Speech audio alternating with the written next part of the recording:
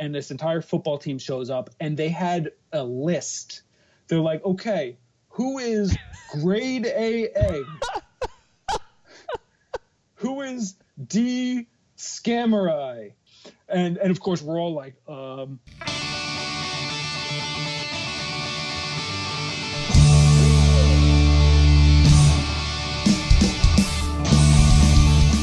Welcome, everyone, to This Was the Scene, the podcast that takes a look back at the late 90s, early 2000s New Jersey punk rock scene. I am your host, Mike Doyle. Taxicab Samurais were a ska punk band made up of members Dave, Dan, Chris, Mark, Mike, and Roman. They were influenced by the Mighty Mighty Boss Tones, Youth of Today, Slapstick, Suicide Machines, Less Than Jake, H2O, and Face to Face. They didn't have a very long stint in the scene, but in my eyes, they were definitely a staple band, especially with Dave with his sweet center-parted haircut that always stood out.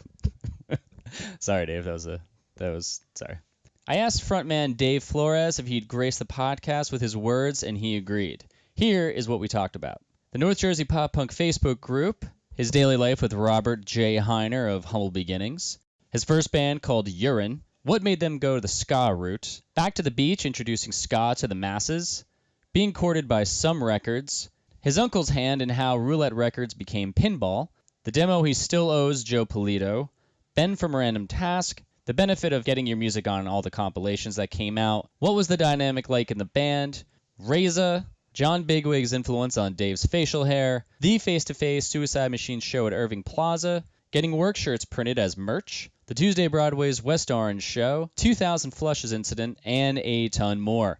Before we begin, mark your calendars for July 21st at Debonair Music Hall in Teaneck, New Jersey, where my old band Lane Meyer will be sharing the stage with our buddies Humble Beginnings and Jettison. Pre-sale tickets are currently available for $15 and then $20 at the door. Yes, these tickets are going fast, so you may want to go get them before they run out. You can find them at thiswasthescene.com. Just go there, scroll down, and click on the purple button that says click here to purchase tickets. Since Debonair is open till 2 a.m., all the bands will be staying after to party our faces off. If you'd like to join us, all you have to do is just stay where you are and keep drinking and buying alcohol from the bar and talking and reminiscing about summers past. It should be kind of swell. As always, thank you to everyone who keeps donating to this podcast. It's I'm super grateful for it. It's really helpful. And if you want to do so as well, just go to thiswasthescene.com and send whatever you'd like. Again, it just helps me with the monthly fee of keeping this thing alive. Feel free to subscribe, leave a review, and share this with anyone who you know would love some nostalgia. With that said, let's get started. Dave Flores. Should I say that with an accent? No, you got it. You got it. I've always been Flores, but my sister, when trying to get into college, started pronouncing it as Flores, so she could get some special grants and whatnot. But yeah, it's always been Flores. I hope you're listening, Susie. That's awesome. I hope it worked. Yeah. So Dave was the singer of the Taxicab Samurais. That means that today we're gonna be diving into the little ska world. We're gonna pick it up. Pick it. Okay, I'm gonna edit pick that it up. Out. All right. Yeah.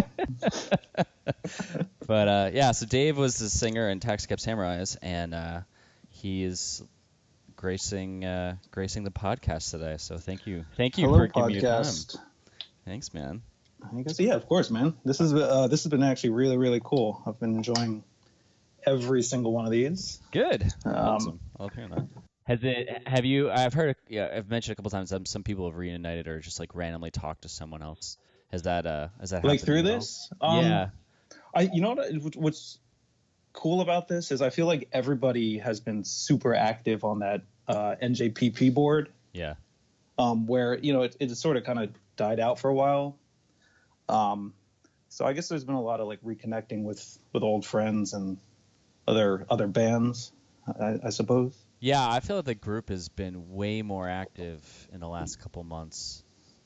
If you because sometimes I'll look up the bands that I'm talking to, and you could do a search in the group and all the posts will come up, and it'll be back to like 2009, there'll be posts, and I was like, shit, Yeah, I didn't know yeah, it was and up that long. I can't believe it's been up that long. It's pretty ridiculous. I think like, every once in a while somebody will like a photo that I posted. I'm like, wait, I posted that 9 years ago. That's a little scary. Yeah, and I'll interview people because I usually don't. I mean, I never will announce who I'm interviewing until the week of with like the teaser video. But Yeah, sure. I'll go back and you like people can kind of get an idea of who I'm going to be interviewing because I'll randomly like a picture from way back then, and then that always gets bumped up to the beginning of the feed. So if people are really paying attention, they'll That's really funny. They'll actually get to know that. But where so you're still in Jersey and you work with Mr. Rob. You still working with Heiner, right? I do, yeah. Actually, yeah. Saw him probably less than an hour ago. Do you guys see each other all day long? All day long. We sit right next to each other, actually. Oh, that's amazing. Yeah, it's actually a funny story. Rob got me the job where we work. We work doing web design for As Seen on TV company. And when I was looking for graphic design work about 6 years ago, I randomly posted I replied to a Craigslist ad.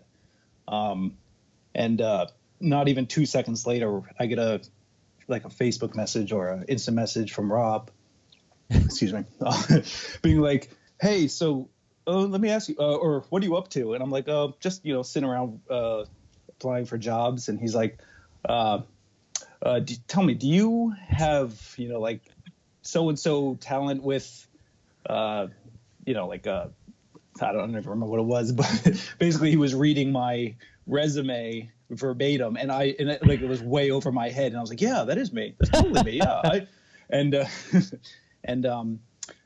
Like 2 seconds later, he's like, hey, dumbass, you just sent me your resume. So, needless to say, we set up an interview and it ended up working out. So, yeah, I remember if you're listening to this, sitting next to me, high five, which is what he kind of does. Oh my God, that'd be pretty hilarious if he's listening to your interview. He's like sitting behind you. He'll turn around and just correct you the whole time. Oh, totally. Yeah, so anyone listening, Heiner Rob, he was a guitar player in Lanemeyer, and then he was in Humble Beginnings for a really long time, and then he was in Date the Fair. So he's kind of hoarded himself around to the band part of it, the bands in the scene. Yeah, but he's made some pretty good choices, I'd say. Yeah, he's a little whore, a little dirty whore. But all right, man. So let's start the shit off. And sure thing. As I do with everyone I talk to, what got you into music? Well, I was a big Nirvana fan. Like I feel like everybody in this podcast has been saying. Yeah. And one of my best friends when I was, I would say, 8th, 9th grade maybe, was this kid Dan, who I went to high school with, and he seemed to have like a knack for finding newish music, I guess. I just listened to what was on the radio, Nirvana, Smashing Pumpkins, that sort of stuff. And one day he brought up, I want to say Rancid, maybe Let's Go, mm-hmm. and No Effects, Punk and Drublick, and they were fucking awesome, So we started a band, which at first was just Nirvana covers, and was it just you and him? No, well, it was me, him, and this other kid named Arlen, who we went to high school with, and we were pretty much doing Nirvana covers and a couple originals. Sorry about that, dude. What are you doing? Yeah, no, dude, I'm just like, I wrote this shit down because I totally didn't remember it, but you have notes, dude. I totally did. I knew this was gonna happen. I was like gonna freak out and not remember like any of this shit. Okay, sorry about that. I like how you came prepared. I mean, I totally did. We started a band and we called it actually Urine, which, it was sort of Dan's idea. He came up with this idea where it was like, oh yeah, it's a cool name, which obviously it wasn't, but it had like a double meaning where he said like, oh, it's like you're in the band and you're in the band. Anybody who could play is in the band. So my friend Arlen, who I think we're in the same grade, who played drums, got together. We started doing all these Nirvana covers, and eventually, I have no idea where he came into it, but Dan Dan somehow got into the Mighty Mighty Bosstones, and this is probably maybe 95 or so. Okay.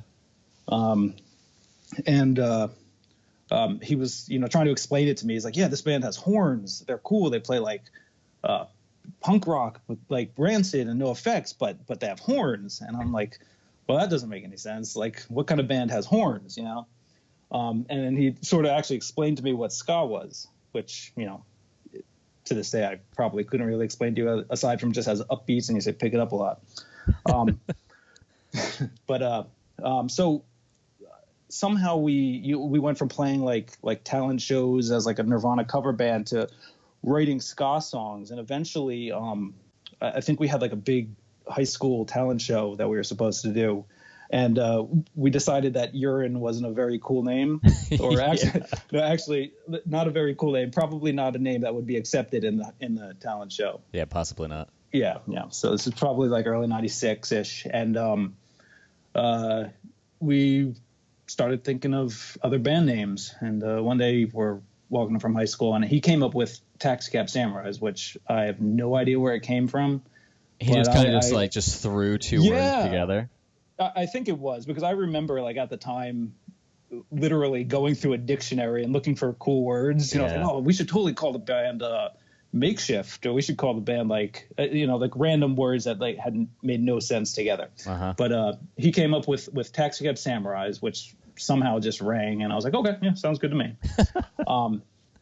Anyway, so we became Taxicab Samurais, and we I want to say we may have played like one or two like parties or talent shows with that name until we decided that we totally wanted to be the Bosstones.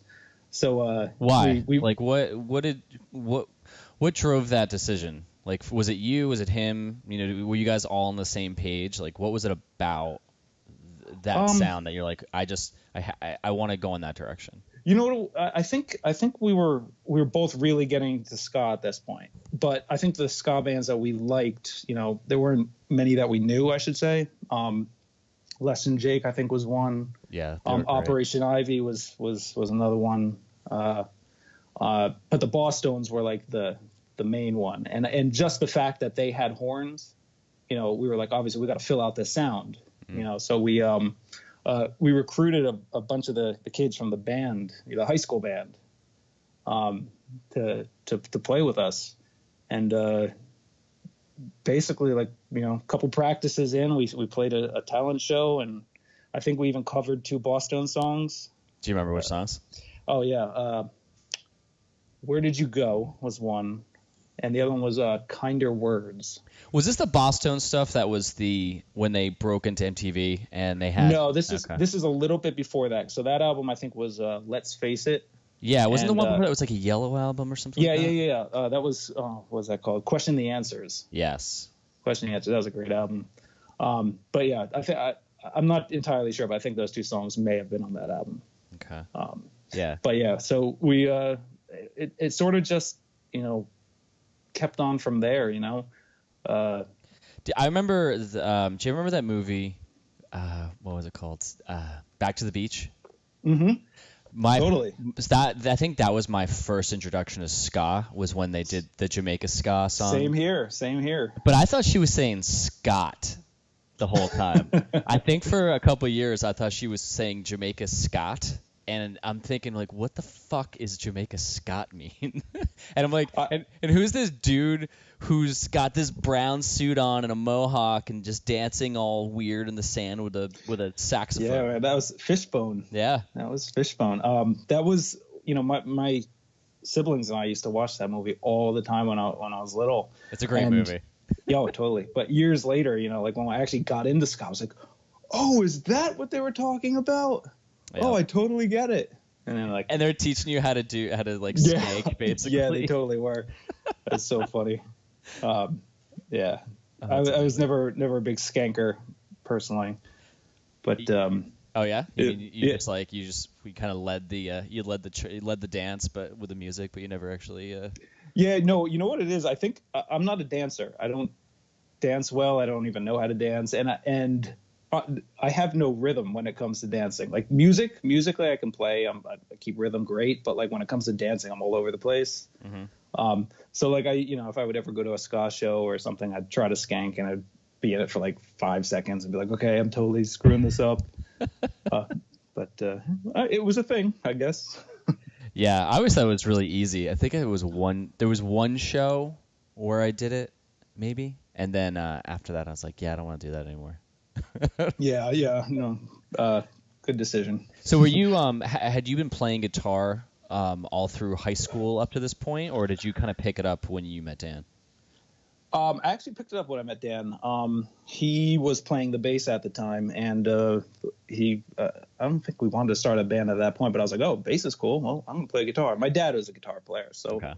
When I told him I wanted to play guitar, he's like, yeah, totally awesome, and he bought me a guitar, and it was.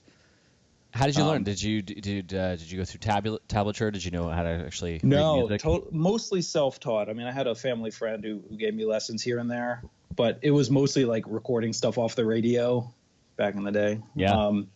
And just trying to play along. I remember actually the first song I learned to play was either Mother by Danzig, which is or maybe Come As You Are, like the bass line on the guitar. Yeah, I think that was actually the first thing I learned on bass was Come As You Are. That and Longview. Oh, totally, yeah. Longview is like the bass line to learn. I was always totally jealous that Dan could play Longview, and I was like, oh, that's a good bass line. I want to play on guitar. So when you started playing, because ska has a specific chord structure when you're playing, and it's just kind of like the power chords when you're playing a punk song. Yeah. So did you, like when you were playing those songs, like did you find it was easy to pick up all the other ska songs because you're like, oh wow, they're literally just doing this structure, or did you find it was more difficult and you're like, oh, there's actually more involved. There's like so more no, notes. not really, and I never really considered ourselves to be like very similar to other ska bands, and I mean that in the sense that like you were better than everyone. Yeah, totally, yeah, like I think I came into it from like a punk rock kind of hardcore perspective. Like I'm not like a huge hardcore guy, but at the time, like I was into a lot of like well, let's say more punk bands and more old school hardcore bands like Minor Threat and say Gorilla Biscuits, at the time. So what I would do is I would just take I'd almost write a punk song and then be like, okay, well, let's just add a ska part in here, or like change the verses to ska. It was never like, like, oh, well, this ska band does it this way, this ska band does it the other way. And it like if I go back to the Bosstones, for example, like I never considered them like a true ska band. I think they called themselves ska core. They even had a band, album called Ska Core, The Devil and More. But like I didn't even think of like, oh, I totally want to be a ska band. I think it was just that like I had just started getting into those. I guess it's kind of hard to explain, but like I didn't look at it from a straight ska perspective. And like years later, when I would look at other ska bands, like some of the local bands like the Royalties or like Wonko Guy even, they seemed like they like had the ska thing down way better than we did. You guys were from when I was just blasting through a bunch of your songs on the NJPP archives, given show shout out. That's awesome. Shout out to Joe Polito. Yeah. And you're right. You guys were more of a punk band with horns. And you had a very gruff voice. Yeah, and, actually, there's a funny story that goes along with that. Perfect. We were a pinball band. We were actually the first or second pinball band, depending on who you ask. Okay. No, that's a joke. But after we put our 7-inch out on pinball, but our full length we put out on a record label from California called Ska Source Recordings. Okay. Actually, no, this is not where I'm going. But in between those, we were I don't want to say taking offers because I don't think we were getting many, but somehow our trombone player Chris Irway, he had been working at a company in the city, like a graphic design company. And one of his coworkers, I think, was like really good friends with Sammy from I want to say it was Sammy or Matt, who were actually in Gorilla Biscuits, and I believe Youth of Today, Civ, a couple other bands, like old school hardcore dudes. And he passed our 7-inch on to them, and they like got in contact with us, and supposedly the description they gave of us was Youth of Today with horns. Wow. Yeah.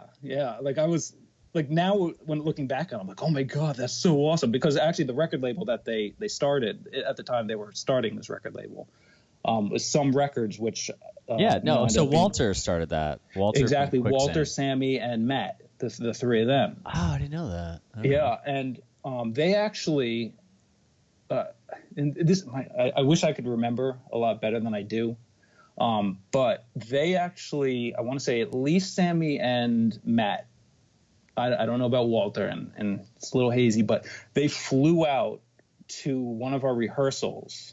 And then, actually, maybe it was Sammy who flew out to the first one. And then we played a show at the Cove a week later, and Matt maybe flew out and saw us at the Cove. It was like this totally empty show. It was awful.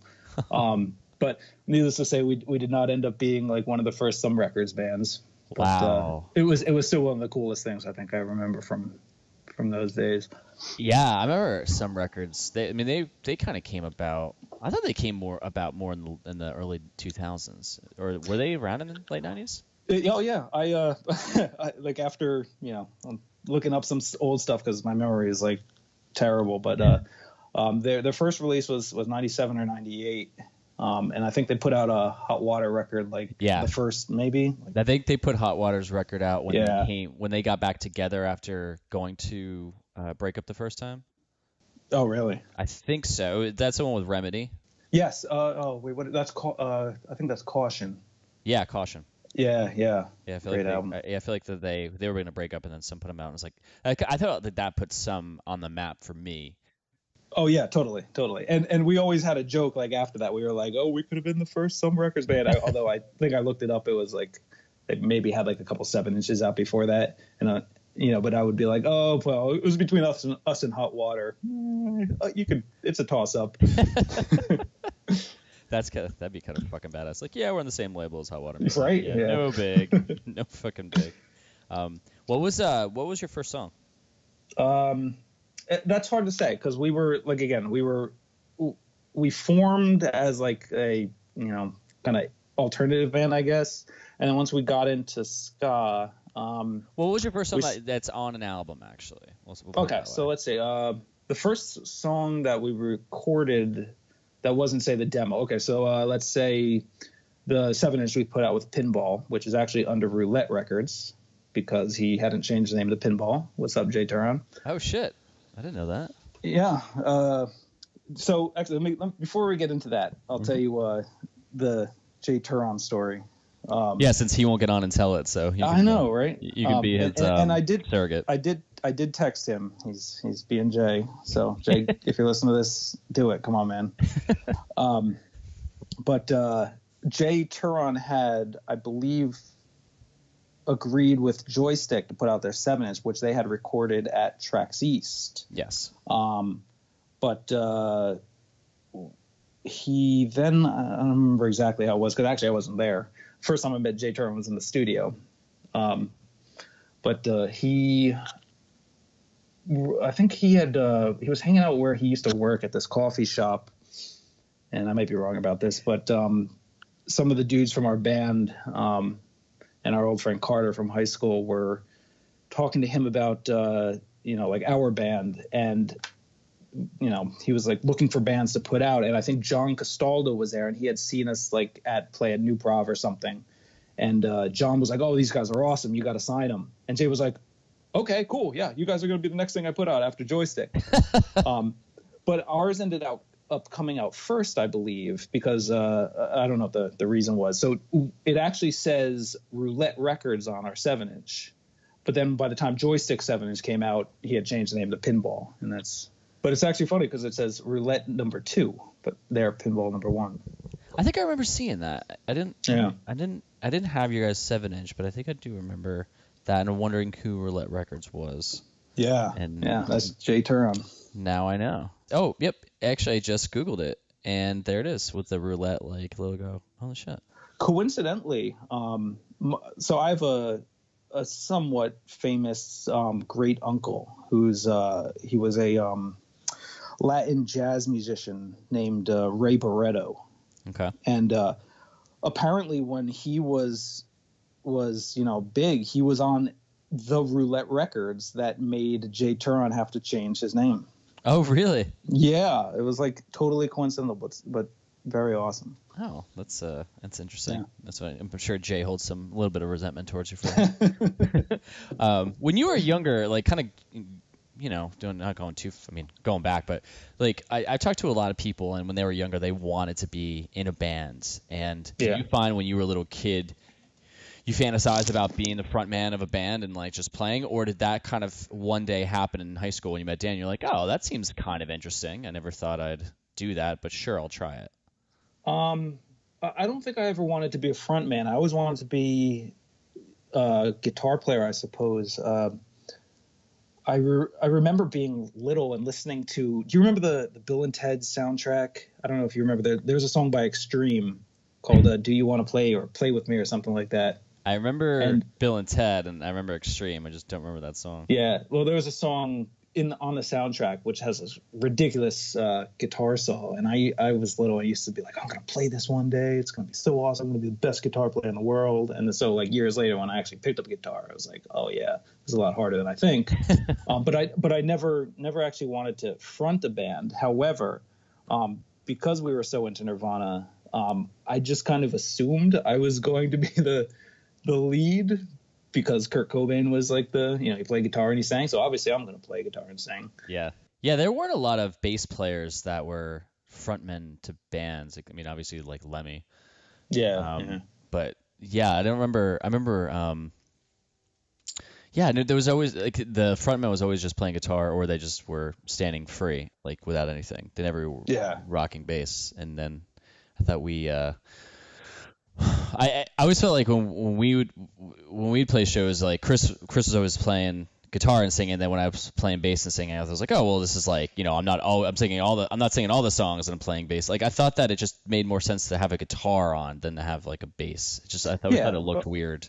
Well, like all like the bigger punk bands back then, like I think actually did Billy Joe play bass, didn't he? No, okay, no. In Green Day? I'm totally wrong about that. Yeah, you're right. He played guitar. I should definitely edit that out. Yeah. Wait, Green Bay something or other? I mean Billy Joel in Green Bay. Yeah, that's totally what I meant to say. Yeah, no, I can't really think of many bass players, I guess.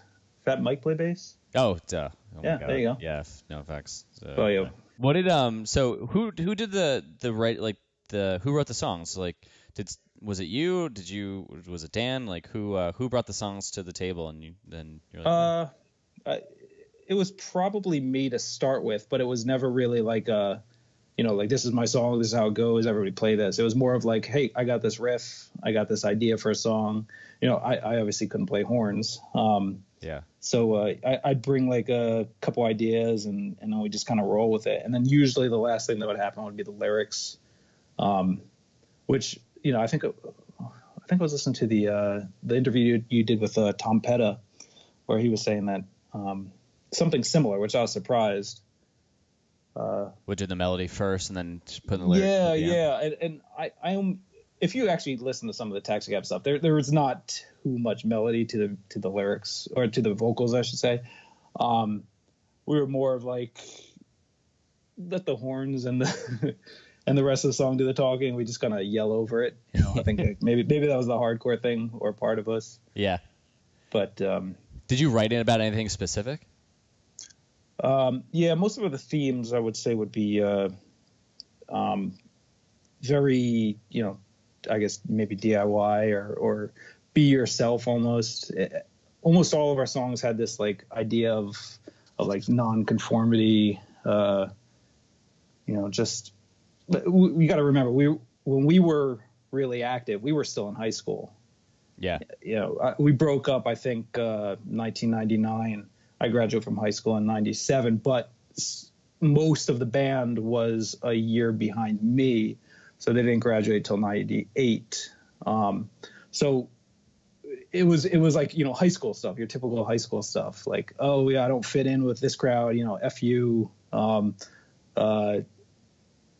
know, these guys are jerks, let's fuck the jocks. Yeah, pretty much. And then, you know, you sprinkle in a couple songs about girls, and there you go. I don't think I ever met anyone in the scene that was like us, you know, into sports. I think it was, you know, someone who was like, yeah, I'm on the football team, but I really like coming to these shows. Yeah. Oh, totally. I think we all felt this. We all kind of fell in the same category. Yeah. Which is funny because, like, years later, you know, like, half the people I know who are like big in the scene are all like big Yankees or Giants or Jets fans. Yeah.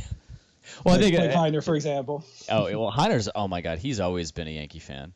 He's been a diehard. He was actually, when growing up, he was big into sports, or just knowing about sports, let's say. I think, yeah, he played football when he was a little kid. Oh, wait, I didn't know that. Yeah, Rob is a one tough fucking guy. He, like, really gravitated towards, you know, punk rock and shit really fast, and, like, kind of encompassed it, where he would, like, we'd watch all these skate movies, and he'd go out and buy all the bands, and, you know, he'd put together all these different soundtracks, and we used to, like, we used to skate, quote unquote, back in the day. We were, like, you know, the hardcore rollerbladers. And he'd actually would make movies. Like, he would record it, and then he'd edit movies together and put a soundtrack to. Awesome. Oh, it was great. No, I've never seen any of these. I'm gonna ask him about it. Yeah, I think I mean, I highly doubt he still has the videotape, but I forget what we called it. It was awful. I mean, we weren't good. There was one kid who was actually really good. The rest of us were shit. But but yeah, but I don't really know where I was going with that. But this podcast is going to turn into like the embarrassing stories of Rob Heiner. It was just about Heiner the whole time. Yeah, totally. Surprise! It was all about Rob. Yeah. You know, it's so weird seeing him as a dad. All my friends are like fucking dads now. But yeah, same here. So you guys were only in band for 2 years? Okay, so we started playing shows. You know, I said put shows in quotations, and in '96 sometimes. But most of the shows that we were playing were like parties, you know, local parties, or like talent shows or things like that. You know, typical high school stuff. Mm-hmm. And then we didn't end up actually playing like what I consider to be like a scene show until probably early '97. Do you remember that? What show that was? I do. It was in Teaneck American Legion Hall, and it was with Right Turn Eddie. Yep. Man, who else played that? I think it was 2000 Flushes. I don't know if you ever heard of them. No. But I remember going to this show because it was the first show that I recall where like we didn't either know the promoter, you know, or like whose party it was or whatever. You know, it was like we're playing something that's like official. Yeah. Well, you know, it was at a Legion Hall, obviously, but and I remember showing up there and you know, like all the bands on the bill seemed like huge to me. It was like you know who else played? I think Example 24 played. Everybody seemed like they were like these superstars, and we were like, oh my god, this is like so huge for us. And we played, and I think we had just recorded our first demo at the time, which was interesting. Why? Electronic drums. I'll just leave it at that. Oh man, yep, yeah. It's like the drum pads and like the kick drum totally. That was like he had to like step on that like it wasn't even a pedal. It was just like this knob to get the pick. Yeah. Mm-hmm. My dad had bought us or had gotten me for my birthday some time at like one of his friends' recording studios. And when we got there, he was like, yeah, we don't need to set up the drums. We got electronic pads here. Oh, no. And yeah, it was interesting.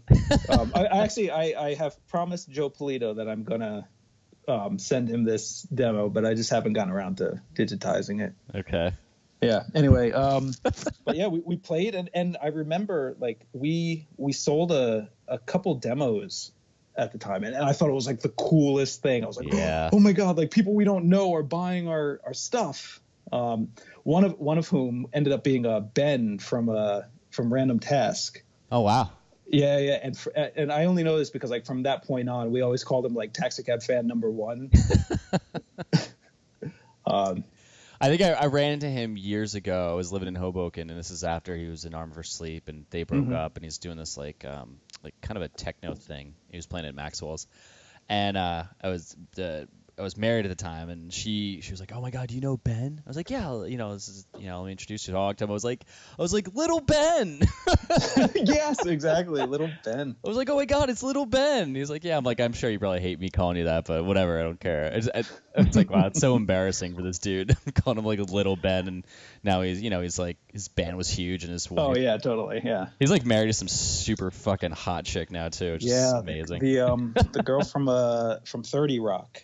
Oh really? Yeah, what's her name? Suri, something like that. Good for you, Ben. Yep. High five, Ben. If you're listening, good job at winning. That's funny. So besides, okay, no, go on. If you're gonna. Well, no, I was gonna say, so like we played this show, and I think like at that point we had like a couple either like close friends or like some of the guys in the band had started going to local shows, and I think I remember, or myself also like had just started like picking up random flyers and zines, and we just started like messaging everybody we could. We were like, this is like the coolest thing. Like there's these shows that are everywhere, and like there's ska bands and there's punk bands, and we just somehow just started getting added to all these other shows, and I think it just sort of like ballooned from there, I always felt that your name was very like, what's the word? Like there was a lot of bands that would play shows, but I always remember Taxicab Samurais was always a name that stood out to me as like one of the I don't want to say bigger bands because I don't think any of us were like really big bands, but yeah, sure. The ones that like if I would have said Boxcar to people, they're like, oh yeah, I totally know them. I'd say, oh, Samurai, Taxicab Samurai. I was like, oh yeah, like a lot of people knew of you guys, Yeah, I think one of the things we were really good at was getting our name out there. We probably should have spent more time, practicing, but yeah, I don't know. We just had a knack for marketing. Networking, marketing maybe, and it also helped that our horn section were like kind of nerdy. Okay. So like they were big into like the internet earlier than I would say most people were. So we had like a web presence before like everybody. We had our music on mp3.com. Like, oh wow, like, I'm talking like 97, So. Yeah, I don't know. It still doesn't make much sense to me because like every once in a while, like even today, driving home from work, I was like, all right, well, I got to do this interview. I'm gonna pop in the Taxicab CD and give it a listen. And I remember like I think I put on the first song. I was like, ooh, this did not age well. But like I don't know. Like there were some people who were into us, I guess. Yeah, man. It's funny to like, go back and listen to old songs, and you're kind of like, did this carry us till now, or you can hear like there's one song I played. I was listening to. I think it was Better Off. Yeah, like I started playing that, and I'm like, oh man, I totally remembered. I remembered that song, and it was like one of those songs that. Like from back then, it was just there was always like these random hits that I would remember. Yeah. I mean, like everybody had their demos, everybody had their 7-inches, but I think that like at least back then the way most people got their music out was through comps. Yeah. And so we probably were really fortunate in being on like the Pinball Family comp. What was it? The Exit 6 Records one. Happy Little Trees. Happy Little Trees, yeah. Oh, that what? I think Better Off was on that. Yeah. That's where, so like I don't know. That's it's probably like yeah. No, I don't know where I'm going with this. What yeah, go ahead. What was the dynamic like with the band? Some bands were kind of turbulent. Some bands just kind of got together or got along fine, like Joint Sick. Yeah, we totally got along fine.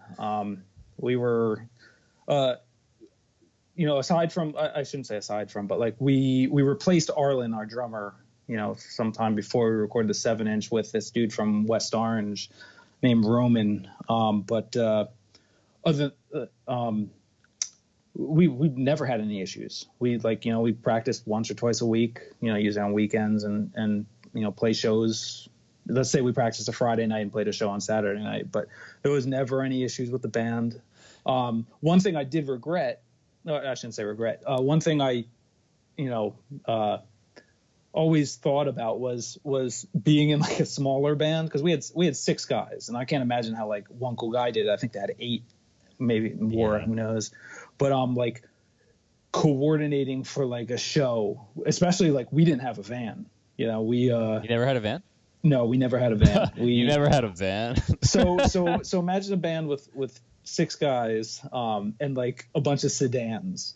Oh man, yeah. Yeah, so I'd like put my amp in my car, and like Dan would put his bass amp in his, and like I think our drummer Roman had a station wagon. That was probably the biggest thing we had.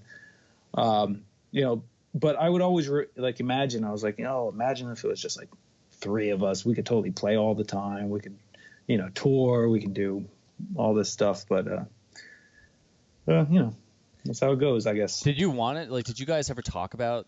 Yeah, that's actually, getting big? I don't, yeah. That was my dream, I was like, oh, I'm totally going to be this musician. That's going to be my life. Obviously a little short-sighted when you think about like ska or ska punk for that matter. Yeah. But even so, like, I was like, oh, we're going to tour. We're going to record a bunch of albums. It'll be great. That's how we're going to, I don't know. There were some big ska bands at the time, obviously Boss Stones. Was everyone on the same page though? Yeah, for the most part, up until the end. So when most of our horn section graduated from high school, they went off to college, so they were only coming back, occasionally to play a show. So we actually got some other members to fill in, and that actually I probably brought the end of Taxicab, mainly because I don't think the new guys were really as into it as maybe me and Dan were. Yeah. And then we had booked a big tour because Ska Source wanted us to do like a full U.S. tour, and they just kind of backed out of it at the last second. And after that, I was like, all right, well, I guess we're not doing this anymore. And it was sort of also like at the tail end of like the ska thing, where like all these like maybe emo bands were starting to pop up. So, you started getting into other stuff. And we just kind of went our separate ways after that. Did I was gonna say, what was Reza's involvement? Reza was he was always with you guys, yeah. and we were always like this. We're like, this is an interesting dude. Yeah, like, he's super nice guy. But like he was funny because he would just bust out into like crazy dances and things.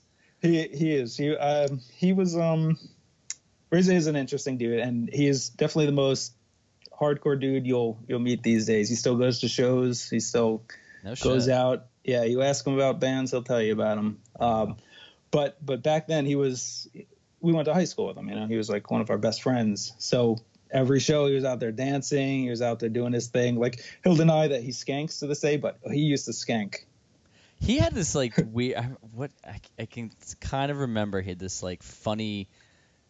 It was like a mixture of like the hardcore thing where you'd like smash your fist in your hand. Yeah. And like, oh my God. He's like wave your hand around like doing the hardcore, like whatever the shit that was. That dude is hollow. Like, he could smack his hand on his chest or his back, and it sounds like he's hitting a bass drum. It's frightening. Yeah, and then he'll do like this like. I think their youth crew jumps. He'd jump up and like touch his toes and. Yeah.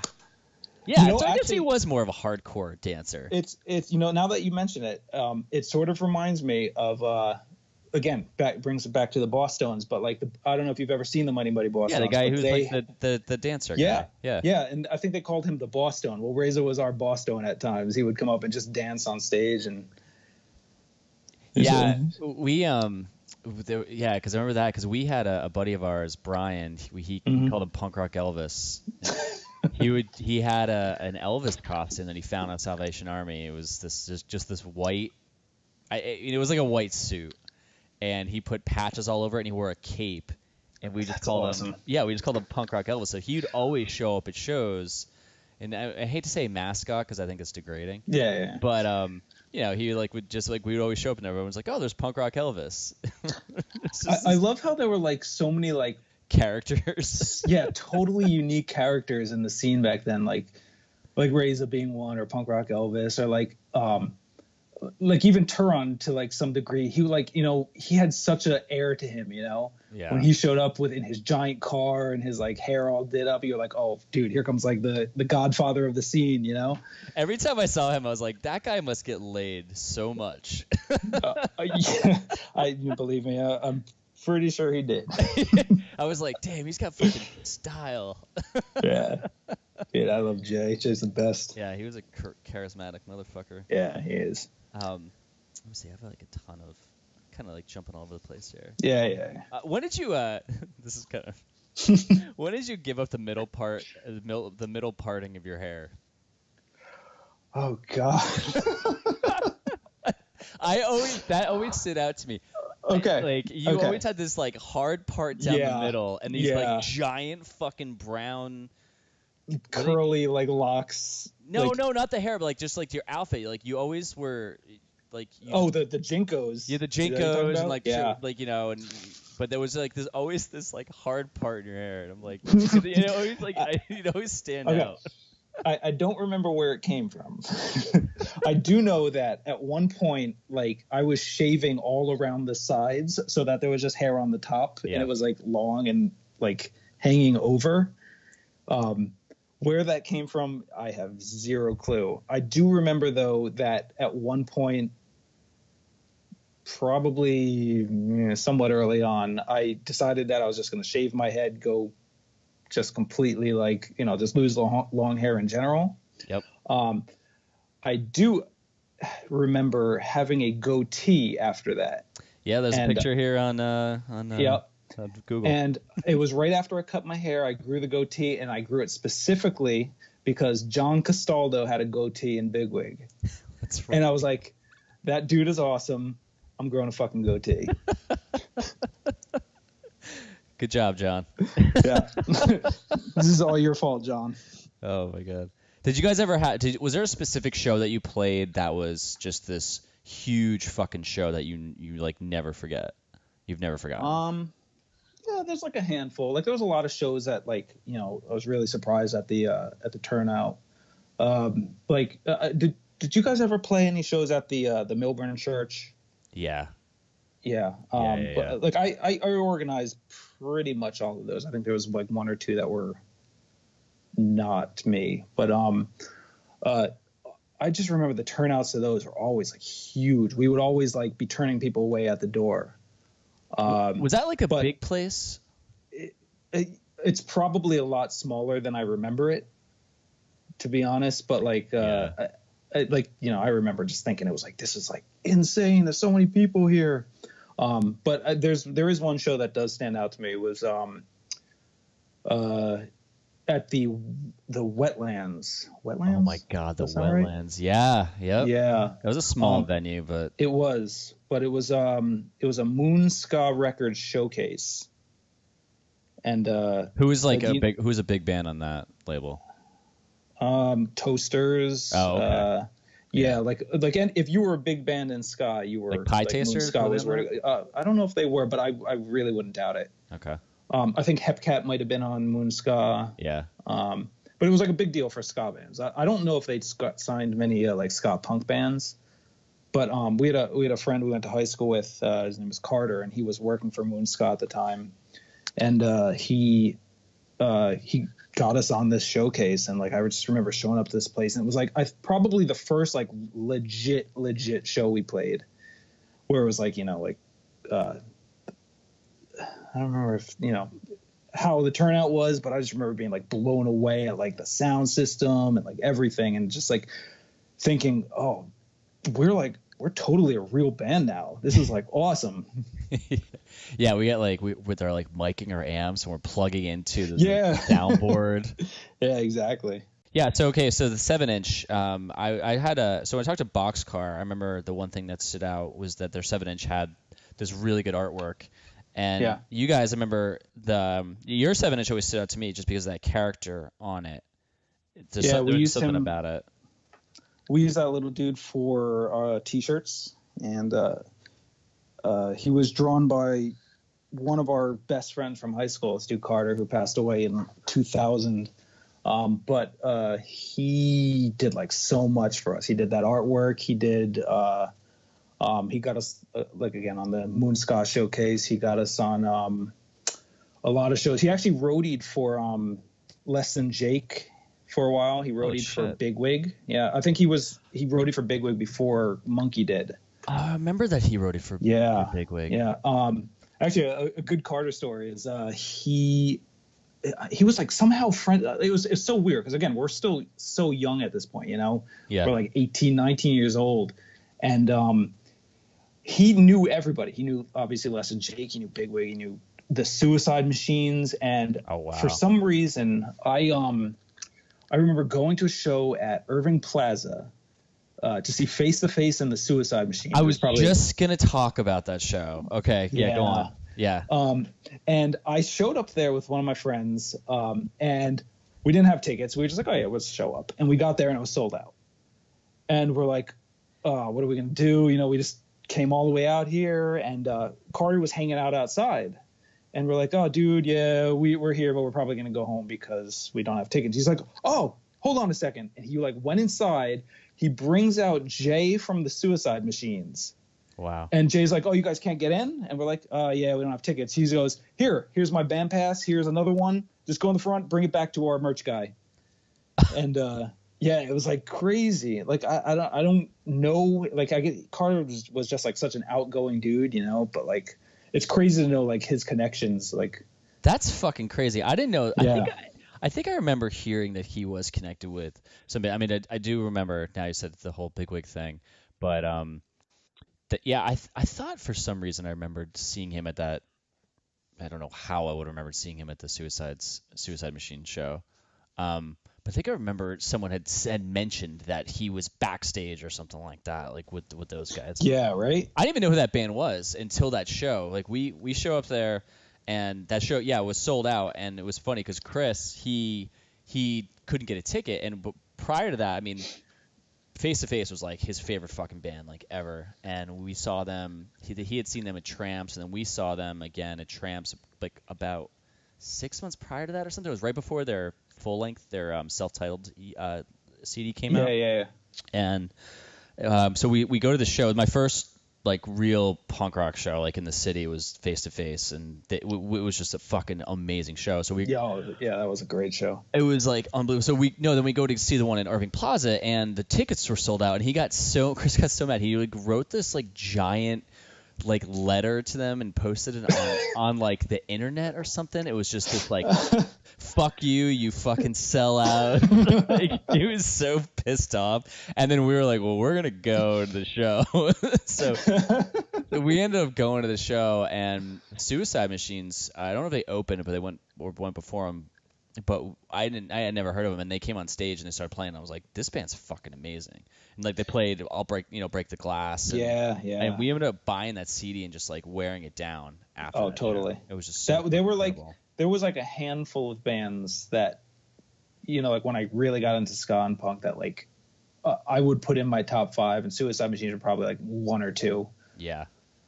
Later on, they kind of got it. It didn't really go in a good direction. Yeah. I mean, luckily for Derek, he ended up going with Alkaline Trio. Oh, totally. Very smart move, I would say. Worked out for him. Yeah. I actually saw them a couple of years ago. They did a tour where they played all of Destruction by Definition. Yeah. I saw them at Asbury Lanes before they shut it down. Then it was pretty awesome. They reopened that. And Derek Grant was on drums. Oh, really? Yeah, he did like the reunion tour or something like that. Who's the bass player who was like? He seemed. His name was Royce. I don't know what his last name was. Yeah, he stood out to me because he just seemed like this total fucking punk rock character. Yeah. So I was like, It's like, that guy seems kind of badass. I have this whole list of questions, and it just Yeah, laughing man, me dude. that I'm laughing just because it's like the whole hair question that I had for you was like on this list. That's okay. Did you guys find that you had like a decent following? Like when you showed up at shows, kids were like Yeah, super yeah, stoked to like see you, and they'd like go nuts for you. surprisingly, yeah. Like we were not even close to being the best ska band in the scene. You know, I'll give that to maybe OCG, Royalties. There's a lot of bands that were. What you keep saying that, like in the beginning you said that. You think it's just because the other bands had more? I think traditional ska had more of a groove to it. You guys were Kind of, like but straight. honestly, I think it's totally a talent thing. You know, like the dudes in OCG, like Keith blows me and a lot of people away on guitar. You know, Yeah, he was really good. or like Chris Pasek on I hope I said that right, but like on bass is insane. You know, and then like just the chemistry of like Mike and Dave on stage, like those guys had it going on. Or like the Royalties, for example, they had the whole trad ska thing going on, but they were like really, really good. You know, they were tight. We were never that tight band. We were always just like the kind of punkish band that like, you know, we wrote a song, put it together, and like a week later we were playing it without even like fine tuning it. Yeah. You know, or like I can even remember when we went in to record the 7-inch for Jay. Half of that stuff was like being written in the studio, you know, like lyrics and whatnot.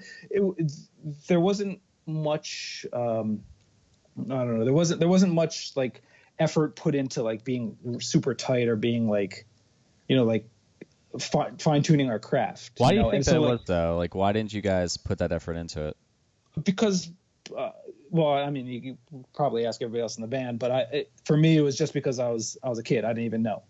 You know, I was just like, I just want to play in a punk band, you know, and I'll play some ska, and like these songs are good enough. Let's go out and play. That's all I want to do. I want to play music. I want to record, but not even understanding what like went into it.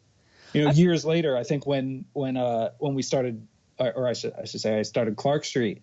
That was like my top priority. I was like, okay, I'm gonna play punk music, but I'm totally gonna think about like every change and every little you know, nuance to the song, which I don't know if it worked out or not. Like, was that because though, did you feel that because you didn't like, were you bummed? And we'll talk about, you know, we'll get into like how you guys broke up, but do you feel that when the band did break up, you kind of had this regret? You know, and before you said you don't have any regrets, but like this feeling of, man, I should have did it differently. So when you started Clark Street, you kind of came in with a new set of rules. Yeah, I definitely wouldn't call it regret because I loved everything about Taxicab. Yeah. You know, I wouldn't trade that for anything. But I think with that mindset I had of I'm totally going to be a musician. This is what I'm doing. You know, it's just like it's obviously meant to be. Going into Clark Street, I was like, well, I've learned from our mistakes, the last mistakes that we had in Taxicab, for example. I wouldn't call it a mistake, but like I shouldn't call it a mistake, but I mean like I was like, well, obviously I'm not going to have 6 guys in the band this time because that was just a nightmare of organizing or that. And like, we really need to, you know, work on every guitar riff and I got to work on singing because I don't know how to sing, you know, that sort of thing. Did you have a specific songwriter that you looked up to and you would challenge yourself to write songs, like either was lyrically or just something about how they wrote, where when you were writing the songs for Taxicab, it like made you push yourself to write, you know, like different, you know, your newer songs? Yeah. Oh, totally. Suicide Machines would be probably number 1 on that list. Maybe, surprisingly, I was really into H2O. So if you listen to some of the stuff on our album, like there's a lot of like kind of hardcore-ish influences, I guess. And I took a lot of like the guitar riffs from them. Boss Stones, obviously. But yeah, Suicide Machines were probably at least my biggest influence. But, you know, one of the coolest things about, I guess, being in a ska band and especially like in our case where like I would bring an idea to the table and then everybody would expand on it. Yeah. I know that, for example, our horn players were big into more trad ska stuff. So they would be into like the Slackers, or they'd be into New York Ska Jazz Ensemble. Okay. So like their horn lines they'd be taking that from like completely different sources than I was working on. Or like Dan, on bass would, I don't exactly know what he was trying to do, but like everybody had their own influence and it's just sort of meshed together.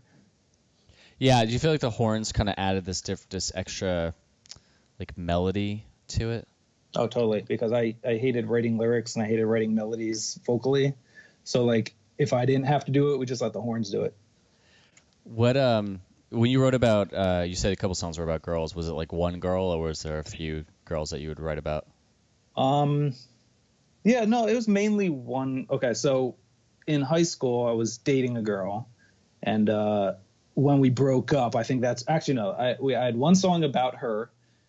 And it's funny that you mentioned the jock thing earlier. She was sort of like a preppy jock girl, she hung out with a different crowd than I did. Uh-huh. So I had this whole, song about like, oh, it's cool to hang out with, people who aren't part of the scene too, which makes no sense to me now. But yeah, it's called Preppy Girls on our 7-inch. And then like, I think after we broke up, I had a song about her and I breaking up, which was, kind of embarrassing now looking back on it. I was just going to say, like, do you ever look back at songs and think, like, why did I ever write that? Yeah, there's a couple of them. That's actually, like, one of the, like, the saving graces, I guess, is that I'm so glad most of our songs just had that sort of, punk rock, I don't know, the whole, be yourself, don't listen to other people. Don't, I don't know, just very generic, very general, where I didn't have to like go back and explain to people what the lyrics meant, or I was just, oh yeah, obviously you can listen to it, Mm-hmm. Did you find like kids would come up to you and say, man, this is my favorite song of you guys. Like, I love when you guys play this song. Like, did you have like that one, like, quote unquote hit? Yeah, that was Taxicab Samurai, self-titled. Oh, okay. And that was probably because it was on the pinball comp. Mm-hmm. But it's actually, I think, probably also the reason we got signed to Ska Source Records, because we ended up on a comp on that label, which was all self-titled music. And there was a bunch of bands like the Dance Hall Crashers, you remember them, mm-hmm. A handful of others, and they somehow we ended up like third or fourth on that comp, which makes no sense because we were like one of the lesser known bands on that. It's a prime spot. It is. And the dude Aaron who put it out was, he contacted us and was like, I love this song, you guys, let's talk. And he actually ended up flying out from San Diego, which is where he was based, and came to a show at the Palace, I believe, in Boundbrook. Yep. And he brought us a bunch of work shirts that he had printed up for us, which coincidentally I haven't seen it in maybe 15 years or so. Okay. And I texted Dan today. I was like, hey, whatever happened to that work shirt? Do you have one? And he like sent me a picture of it, and it was like way less awesome than I thought it was. But work shirts were a big thing. They were. Yeah, it was a weird thing. Wow. What was there anything else that was like that I can't remember that was popular? I mean, patches were always popular. Patches were huge. Pins. I mean, I guess those are probably still big. I don't know. We're not really involved in it these days, I guess. But stickers, are always huge. Yeah, but work shirts were just so random. It really was. And short-lived, I think. Yeah. Like, I don't really... honestly, I can't remember too many other bands that had work shirts. I think Humble had them. Did they? I think so. Maybe. Or they just wore them. Like, I know DeVecchio, I think he used to wear a work shirt all the time before he played and, like, ripped it off. Yeah, and started, like, showing off, like, his six-pack. Yeah, I thought it was, like, pouring Crisco over his body. DeVecchio is awesome, man. Ripped motherfucker. But so he flew out and he watched us play, and then he took us to a diner. I was like, I want to sign you to our label, and that was it. What was I just asked this recently in another interview. What was your favorite diner to go to? Oh, that's a good question. I think after all the Milburn shows, which is like, again, probably my favorite venue that we used to play at, we would go to the Huck Finn Diner in Union, I think. Huck Finn or Tom Sawyer. There was like two of them. I actually remember one of those nights are from Clayton, who was Carter's little brother, drew us a comic and then ended up drawing us the Teenage Mutant Ninja Turtles sticker that we had. I was just looking that up. Yeah, mine too. That was an awesome sticker. And we ended up using it for all stickers, obviously, and on the pinball comp. Oh, did you? Is that on the cover? Yeah, that's the logo he used, which is litigious, maybe. Oh, that's pretty cool. How did you guys break up? Sort of like I mentioned before, like once like we sort of got some guys to start filling in on horns, and I guess everybody wasn't as into it as they used to be. And when we decided, all right, look, we have to do this U.S. tour, a couple of the guys just were like, no, all right, we're going to back out. This is just not a great idea. And then that was it. God damn. Was it like you guys all got together, or was it just kind of someone said, yeah, what's his face called me, he's not showing up? I think it was at a practice. I think we had a bunch of shows lined up, and then we just sort of like after practice one day it was like, yeah, so we want to talk to you about this. And I remember being really upset about it. Yeah. But then like a week later being like, all right, this is awesome. It's a great opportunity. I'm going to start like another band, and we're going to be like huge, and it's going to be a big deal. I remember playing with Steve Jaworski for a little bit after that. Really? Yeah. I think like right before he joined Jettison, Dan, and I started jamming on a bunch of songs, and one of them that he brought to the table ended up being a Jettison song. I don't remember which one it is. Oh shit! But yeah, it was cool. That obviously didn't end up working out, and I ended up starting Clark Street a couple of years later with Dan, who was one of the original members. Yeah, and Rob was in that band too, right? Rob Piccinini. Yeah. Yeah, he wasn't the original bass player. He actually replaced Dan. Actually, John Castaldo replaced Dan before Rob. Was that kind of cool to have John in the band with you? Oh, totally. It was like, I'll say it now, but it was like totally like, I was geeking out. It was like a dream come true. I was like, John Bigwood's playing bass with us. It's like the coolest thing. And Stewart ended up playing drums for a little bit too. He recorded our demo with us. Okay. Stewart from OCG, yeah. Yeah, I was gonna say no. I had nothing I was gonna say there. What do you So kind of getting towards the end here, but sure. What would you say like you miss most about the scene? Yeah, that's a good question. I guess like one of the things I really loved about it was obviously having something to do and look forward to every week. If I wasn't playing a show, I was going to a show. Yeah. But even then, like if I was promoting a show, like years later, Pelak. Yeah, Mike. He and I like kind of resurrected the bomb shelter thing. Oh, did you? And yeah, we did a bunch of shows for like a year or so under the bomb shelter name. Not as big as Ricky. Yeah, I was gonna say like were they like these blockbuster shows that Ricky used to some of them were pretty big. We were like, I think we did Taking Back Sunday at one point, and we did like holy shit. Like one show, I think Clark Street played. It was Lawrence Arms and None More Black, which was like another dream come true for me. Oh wow, where was that? But it was I don't even remember. It was out by Somerset somewhere, and it was a bomb because I think there might have been like an XSDB show that night really close to there that was promoted way better than we were. Damn that Heath Miller. Damn you, Heath.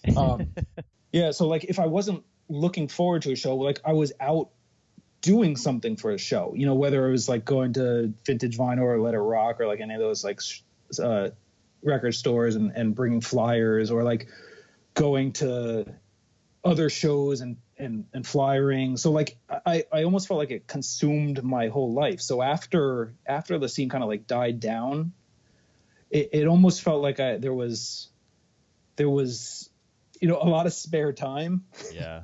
That I wasn't filling with something else, and you had to like. Do you remember like the point where you stopped really going to local shows? It was probably after Clark Street broke up, and honestly, like towards the end of that, the only reason I would go to local shows was just to sort of promote.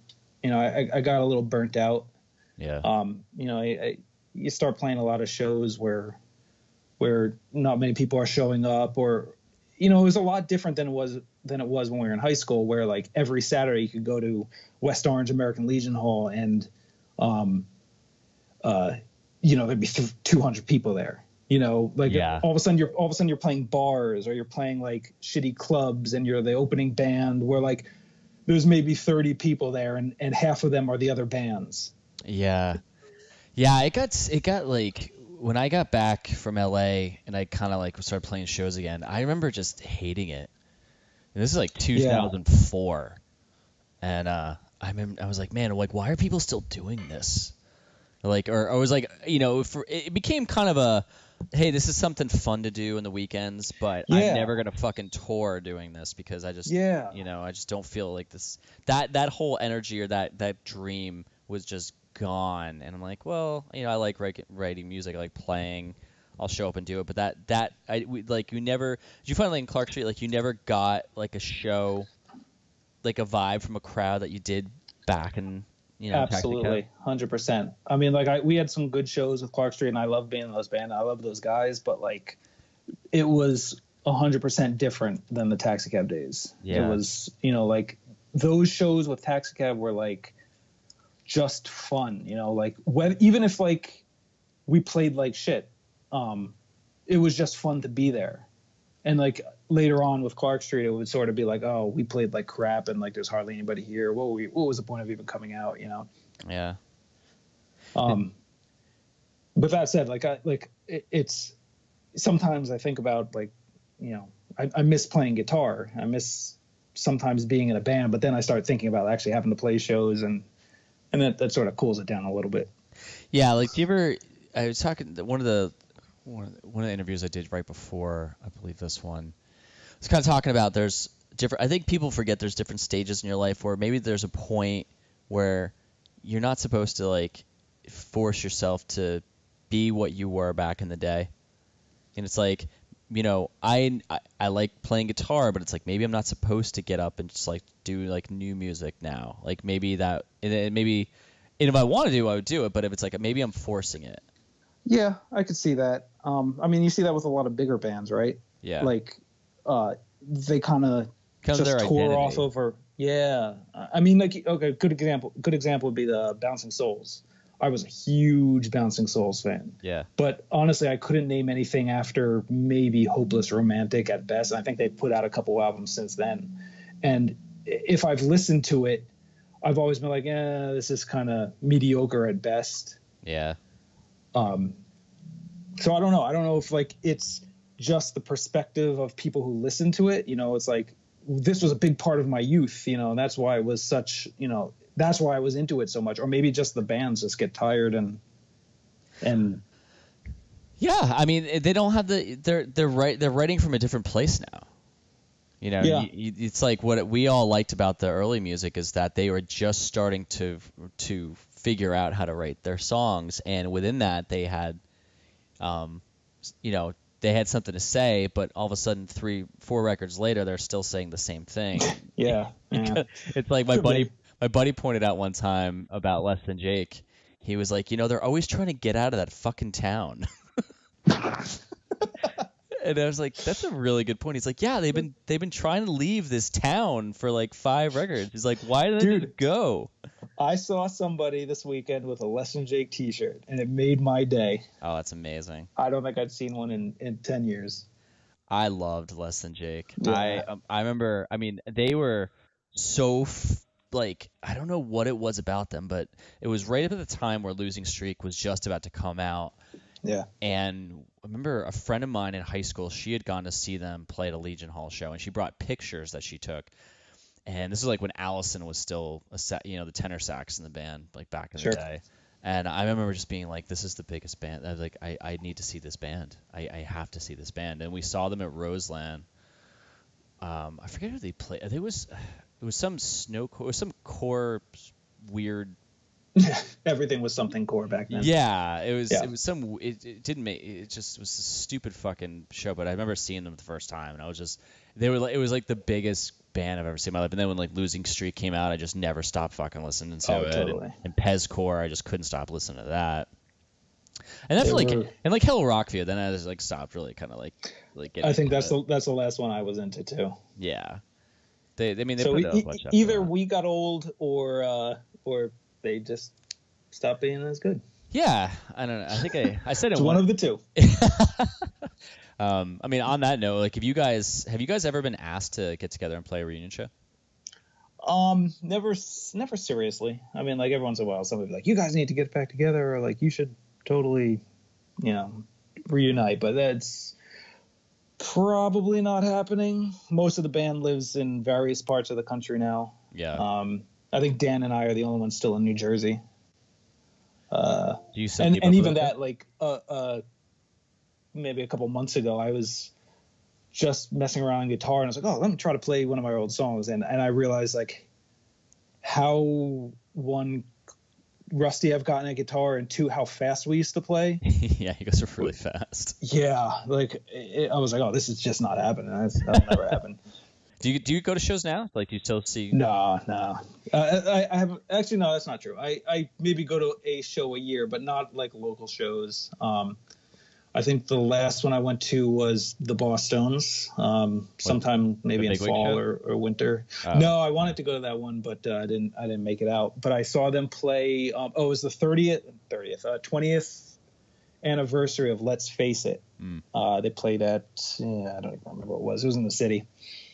That was pretty awesome. And I am going to see Face to Face on the Rocks Off cruise in a couple weeks. What? Is that the one that goes around Manhattan? Yes. Holy shit. It's on the 21st, June 21st. Wow. And I'm totally looking forward to that. Yeah, Face to Face, I saw them, oh man, when was it? Like 2011 or 12. They just got back together and then Chad rejoined the band. Yeah. And we saw them at Irving Plaza, and I like just jumped in the crowd and went nuts. And it was just, they played all the old stuff, and it was incredible. It was like I was still seeing them as Face to Face back in the day. And I was like, I can't believe this. They like still were able to do that. It's so funny how like sometimes you can go see these old bands that you were into 20 years ago, and just seeing them play like those songs makes you want to just like run out and start moshing or like crowd surfing or something. It's crazy. Yeah, you just like go back in time. And Face to Face was always that band. They were one of the best live bands I had ever seen. I don't know what it was. Like, they don't think they go crazy live or anything like that, but there was just some kind of, they had this big presence about them when they walked on stage. And they'd open up with like A-OK and larger than life, man. Yeah, dude. Their sound was just so fucking huge when they would play. That was one of the first bands that I got into. Punk rock bands. I mean, aside from like Rancid and NoFX, Dan, I remember, made me a copy of either Don't Turn Away. What was the one before Don't Turn Away? That was it. That was it? Okay, so it was Don't Turn Away then. Yeah, Don't Turn Away was first. I was actually released, I think, on Fat, and then it was a black cover, and then when they got on the other label, who I forget what it was the maroon cover. I believe. Yeah, sorry. Well, I had it on cassette, and I wore that thing out. Wow. Yeah, that was great. That was great. The Big Choice was fucking awesome. Yeah, okay, you can talk about that all night. Okay, a couple more questions, and I will let you go on your way. Yeah, besides, like, I mean, I was gonna say, do you go to shows? And I was gonna be like, yeah, you're too busy like traveling the world from your Instagram and your. You know what it is though? That's the whole like not being able to go on tour, and totally like trying to make up for it after the fact. Okay. Yeah, is it just like you went on one trip and you just are releasing pictures? No. Or you just always go out? We try to do like a big road trip a year, and we've go all over the country, and it's very exhausting. Which like the only real big tour that I ever did was with Clark Street, and we went out with Day at the Fair for like a week or so. Oh, that's right.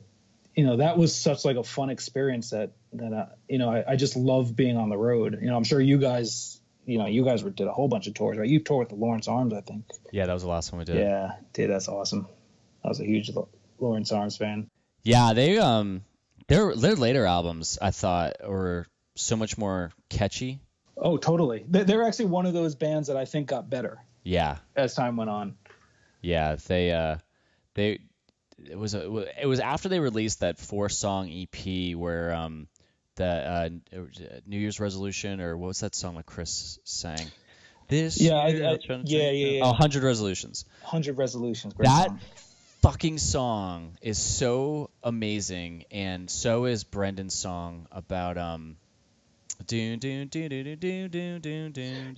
that's right after it, I think, right? Yeah, they were Yeah. both on the same EP. Are they? Yeah, because we finished that tour with them, and that was pretty much what broke us. So we were like, we're not doing this anymore. Really? Yeah, I mean, Dude, I got a few months is awful. Since you mentioned, I got a good Lawrence Arms Lane Meyer story. Okay. Do you remember the show you guys played at West Orange American Legion Hall with the Lawrence Arms? Yeah. I mean, Okay. was it with them or was it with?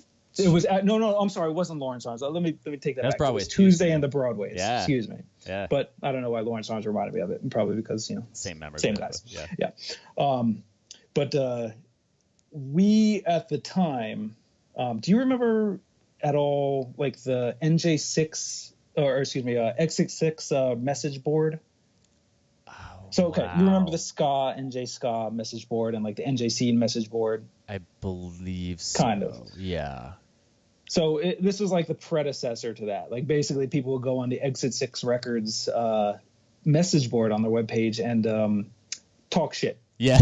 Yeah. Okay, now I remember it. I think we burned some bridges on that one. Yeah. So there was, I have no idea what year this was, but whenever that show was, the West Orange Legion Hall one, this is when it happened. Somebody had went on there and just started like talking trash about Taxicab.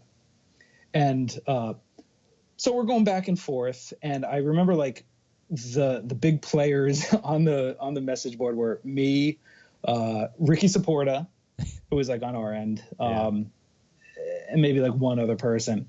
And we're like, like, oh, your band sucks. Your band sucks. Yeah. I don't remember what the name of the band was, but it escalated. And this is public service announcement, everybody. This is why you don't argue on the internet. We ended up being like, oh, yeah, well, why don't you come to the West Orange American Legion show? Why I keep saying that. The Tuesday and Broadway show in West Orange, and, we'll see who's, the tough guy. Oh, my God. I think I remember it then. Yeah. So anyway, we used to have this like group we called the Dan Crew, which was really stupid. Like we thought we were like a hardcore crew, but we weren't. We were a bunch of ska kids.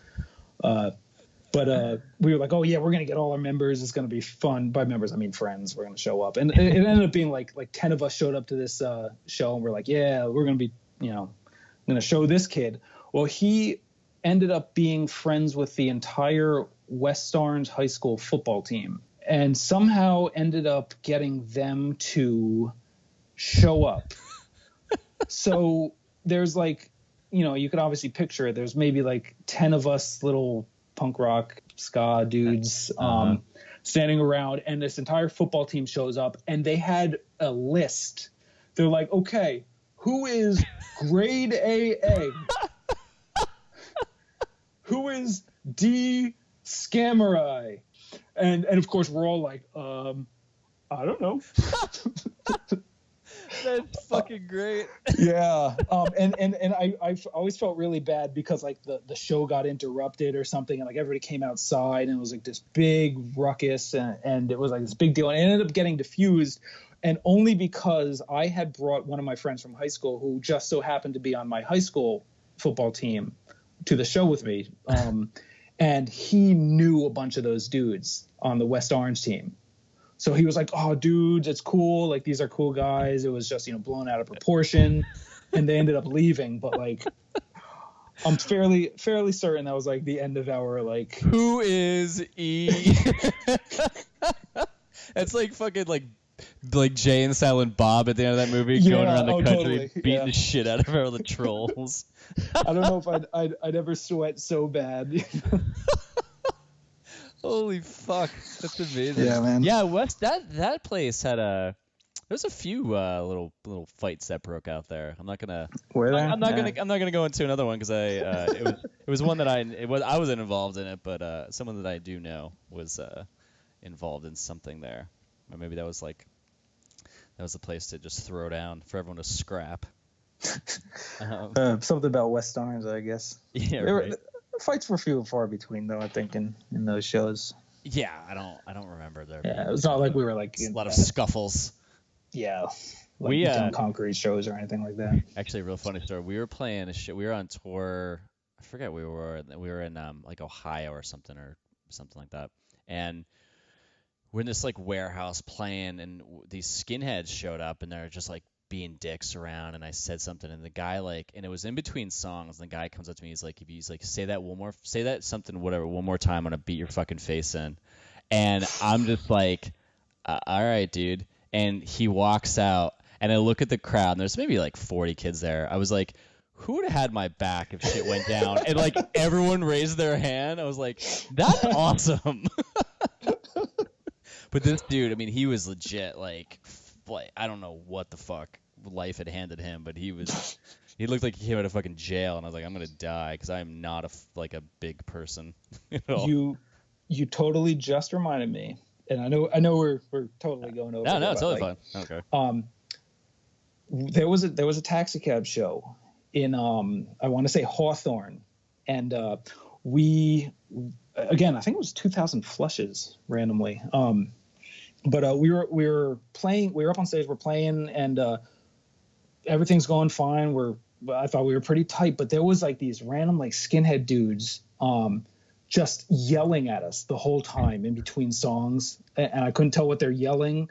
But they started like throwing like bottle caps, and we're like, oh, what the fuck? You know, what do we do? Are we that bad? And then towards the end of the set, one of them yells, "Play your own songs," and I'm like, what? Does he think we're like covering Less Than Jake or something? What's going on here? So we get off stage, you know, like we start packing up. We're like about to go, and all of a sudden this like girl comes over who was with that group, and she's like, "Hey, you're Taxicab Samurais, right?" And I'm like, "Yeah." She's like, "I'm so sorry about that. We thought you were 2,000 flushes and you weren't playing your songs." That's awesome. Yeah, and we were like, okay, cool. Play your own songs. Yeah. Okay. Oh, that's a good fucking story. Yeah. Oh man. Anyway. All right, man. So before we bounce, 2 questions. One, what scene ethics do you think you still hold on to this day? So I guess like going back to like you know, when I started the band and like what most of our lyrics are about, it was always like non-conformist type stuff. You know, teenage BS, I guess. Angst. But even so, like I think I don't compromise much when it comes to certain things. You know, like I don't want to say at work because, you know, I work in an office now, right? But just in general, I tend to like if I have like a value, I'll hold on to it. I think. Yeah. Like what would be like an example? Oh, good example. I will not murder a man. I definitely won't murder a man. That's true. Pussy. As far as you know. Or I won't. Okay, let me put it this way. Like towards the end of Clark Street, you know, one of the things that really bugged me was going to shows and doing the band thing. You know, like you would see a band that was, you know, maybe not great or they were assholes or something like that, but you always had to kiss their ass to like, yeah. You know what I mean? Like, and that bugged me so much. Like, I'm not saying that like other bands, I'm not trying to talk shit on other bands, but I just mean like, I didn't like the idea of like having to pretend like things were awesome and like people were so cool when they're not. Right. You know what I mean? And that's to this day, like when I think about like maybe playing again, that's one of the top things that bugs me. I'm like, I don't want to have to like lie. I don't want to have to make believe that like I'm kissing someone's ass so my band can get further. Okay. Yeah, I can see where you take it in a corporate setting where someone's like, "Oh, there's the." I mean, I haven't maybe just because I haven't worked in an office like for Yeah. someone for so fucking long, but I mean, I guess I never. Actually, no, I remember there being like those politics where the people would just like kind of like laugh at a stupid joke, and you're like, wait, are you just trying to kiss this person's fucking ass to get by, like right Yeah. now? Oh, that's exactly it. Yeah, Like I don't think I'm that guy. I hope I'm not that guy. And I really hope I've never been that guy. you just laugh at all of Heiner's jokes. And high five over the top of the divider. No, that's a good one. Yeah. Yeah. I think a lot of people like held on to stuff like that. I think like you say, like your songs are about, just like kind of like we're all in this, it's like a community and things like that, right? Yeah. And Yeah. I think a lot of people definitely still like cherish. I mean, we definitely cherish that because we were all looking for a place to find a community and we found it. And I think after the scene died, I think a lot of people got bummed out because that was like Yeah. we had this thing, this like group of people where it was a community, and then all of a sudden it's just gone, and it's kind of like, well, fuck you, and you're kind of bummed out about that, and then you try to hopefully find that in other places. Yeah. No, you're totally right about that. And I mean, like you try to take it to your life, I guess, after that, but yeah, ended on a bummer. That's how we're gonna do it. Well, I would say, well, we're gonna go kill ourselves, but in this past week of so many famous people doing that, I'll just leave that out. Oh God. Yeah. All right, last question. Is there something that you wanted to talk about that we have not mentioned? And okay, here's the thing. I've been asking this question recently, and then everyone's like, "Oh no!" And then as soon as I hit stop, they're like, "Oh man, I wanted to talk about this." I'm like, "That was the part where I asked that question." Like, fuck. Oh man, that's a great question. Let's see. Maybe I'll refer to my notes on this one. Perfect. Okay, I got something. Let me ask you something, Mr. Doyle. Yeah. You're really good at this. Yeah, totally. I'm totally going to ask Doyle something. Okay, you're saying that this is the last Lane Meyer show, but I mean, you did Arcade Academy for a while afterwards, right? Yeah. Would you ever think about doing that? No. I mean, I think that like playing like an Arcade Academy show. Or playing again and like just playing again as Arcade Academy. I mean, I have. When we broke up in like 2009, I ended up writing like acoustic songs. I think I don't know if it was like when Steve. I did have the acoustic songs, but then we kind of fell out of it, and then when I got divorced, I wrote 2 new songs and I recorded them and I played them live. But it went in a really dark direction where I remember showing the songs to my friends. They're like we like them, but they're like really bummed me out because it was like super about the divorce. Yeah. And I like this. I mean, the songs were good songs and all stuff. A lot of good songs come from like heartbreak and. I liked it. I mean, I like very moody music, and I like very melodic, deep chords, I guess, or like just like tones that just kind of when you hear it, you just feel like kind of bummed out. I like dissonant stuff. Yeah. I've toyed with the idea of just like opening up GarageBand and like just writing some shit, and it never leaves, but just that. Getting up and playing again in front of people, like one person, and then like trying to win over this big crowd. It's maybe I'm just thinking of it wrong though. Maybe like I think if I just got up and played it for myself and really just thought of that, then it wouldn't matter. That was always my dream, just playing the music, maybe recording it, but not having to worry about showcasing it to people. Just play it, just to play it. I want to play the shows because I want to almost relive that experience of being in front of people who know the lyrics, and I don't have to work hard to get them to show up and win them over. That's definitely the best, man. Yeah. And like just to show up and them sing it back to you, and it's like I know that going to the show that's gonna happen, and that like fucking pumps me up. I'm totally with you, man. And I can't wait to see you guys in July. Let's put it that way. Yeah, man. I'm excited. I'm excited like to be there and like have you like just all of you guys that we knew from back then. I mean, people are gonna show up there to see like the band stuff, but they're gonna run into people they haven't seen in so long, and everyone's. I know. And then like the after party, like just hanging out and drinking until like 2 a.m. if people stay around. Like I think that is where some real shit's gonna happen. Like that's awesome. I think somebody was talking about that on the NJC or the NJPP Facebook page, like punk rock prom. Yeah. That's what this is gonna be. It's gonna be like, everybody's gonna hang around, see Lane Meyer and Humble and Jettison. It's gonna be awesome, but like just the reuniting with everybody is gonna be the best. The real magic, I really believe, is gonna happen after. I think that 4-hour window. Totally. Hang out. And I swear to God, I just thought of this right now. It'll be hilarious, whoever's left over, if people do stumble their ass to a diner after that.